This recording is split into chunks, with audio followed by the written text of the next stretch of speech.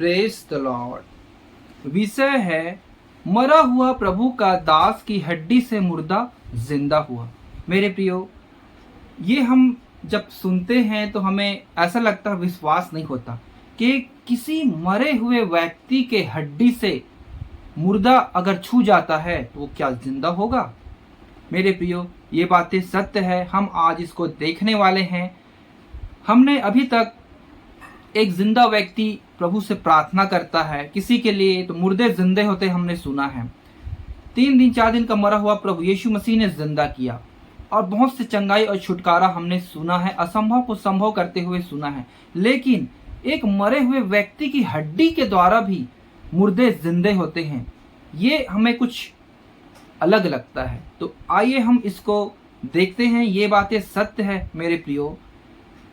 मैं भी इसको जानने में और सुनने में मुझे थोड़ा सा अटपटा लगा, लेकिन जब मैं इसको जाना कि सच में प्रभु कैसे अपने लोगों को ऐसा सामर्थ्य देता है, ऐसा एनॉइंटिंग, ऐसा शक्ति प्रदान करता है कि उसके हड्डी के द्वारा भी लोग जिंदे हो जा रहे हैं। हालेलुया। आपने देखा होगा प्रेरित लोग रुमाल के द्वारा कैसे लोग मुर्दे जिंदे हो जाते थे और चंगे होते थे। प्रभु यीशु मसीह का छांव पड़ता था तो भी चंगे हो जाते थे। पतरस का छांव पड़ता था तो भी लोग चंगे हो जाते थे। बहुत अद्भुत काम होता था। लेकिन ये जो हड्डी है, एक मृत व्यक्ति के हड्डी से मुर्दे छू जा रहा है और मुर्दे जिंदे हो जा रहे हैं। बहुत ही अद्भुत चमत्कार है। तो आइए हम इस अद्भुत चमत्कार को देखते हैं। ये बाइबल किसके विषय में कहता है। तो मेरे प्रियो, आइए हम इसे प्रार्थना के द्वारा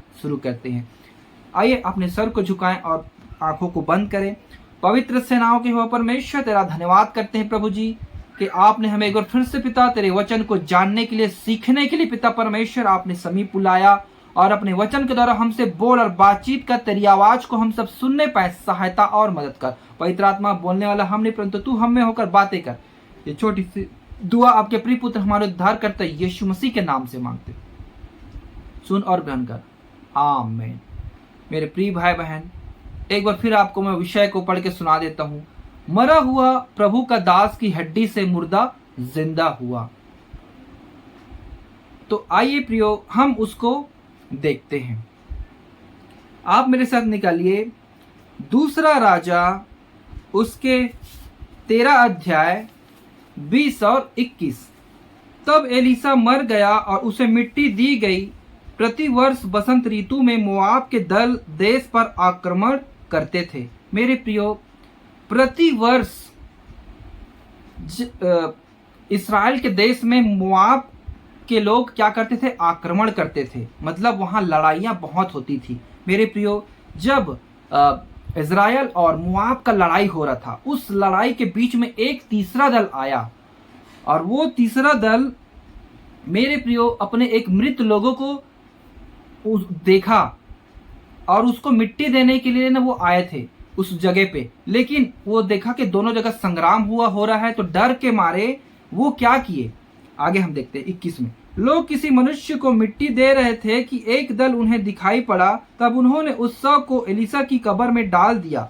तब एलीसा की हड्डियों से छूते ही वह जी उठा और अपने पांवों के बल खड़ा हो गया। मतलब 2 दल आपस में लड़ने के लिए तैयार हो रहे थे, तो तीसरा जो एक व्यक्ति को दफन करने के लिए आए थे, तो मेरे प्रिय वो डर के मारे वो दफन ना कर पाए। एक उन्हें कब्र दिखा और वो कब्र था एलीसा का, एलीसा भविष्यद्वक्ता का।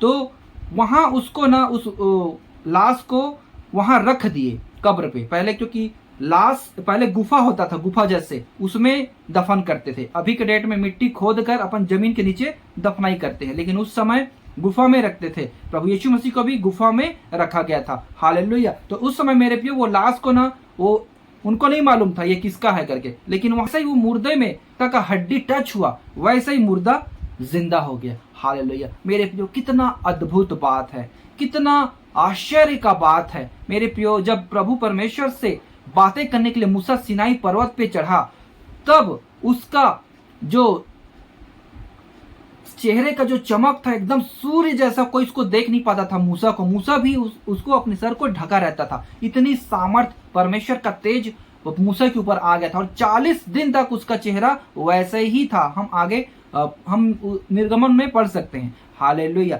लेकिन मेरे प्रियो यहाँ पर देखिए, प्रभु अपने लोगों को, अपने अभिषिक्त को ऐसा अभिषेक करता है कि वो मर गया, उसके हड्डी में भी सामर्थ्य काम कर रहा है, जीवन का सामर्थ्य। और वो सामर्थ्य के जरिए ही वो मृत व्यक्ति जिंदा हो गया। एक बार और उसको मैं आपको पढ़ के बता देता हूँ, 20 और 21। तब एलीसा मर गया और उसे मिट्टी दी गई। प्रतिवर्ष बसंत ऋतु में मोआब के दल देश पर आक्रमण करते थे। लोग किसी मनुष्य को मिट्टी दे रहे थे कि एक दल उन्हें दिखाई पड़ा। तब उन्होंने उस शव को एलीसा की कब्र में डाल दिया और एलीसा की हड्डियों से छूते ही वह जी उठा और अपने पांवों के बल खड़ा हो गया।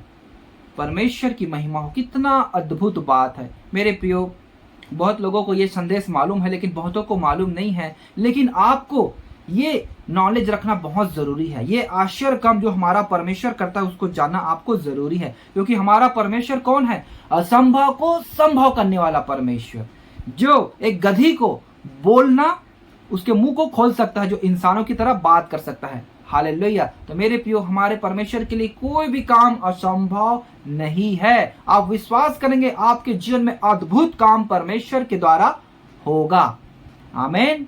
तो आए प्रियो, आज का वचन इतना ही। अगर आपको ये अच्छा लगा मेरे प्रियो, आप इसे लाइक करें और परमेश्वर के इस वचन के लिए आप कमेंट में आमीन जरूर बोले और इसे लोगों तक शेयर करें जो नहीं जानते परमेश्वर के उस सामर्थ को, उस अनादि शक्ति को, वो उसे जानने पाए।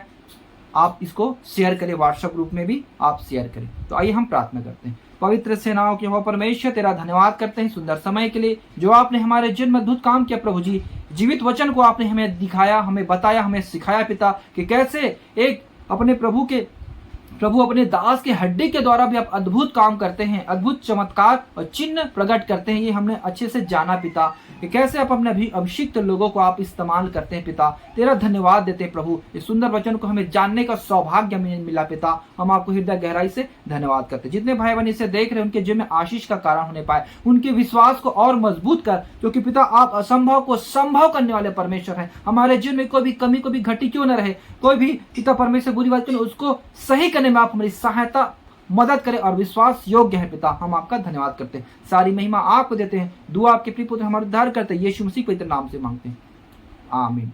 सभी भाई बहनों को जय मसीह।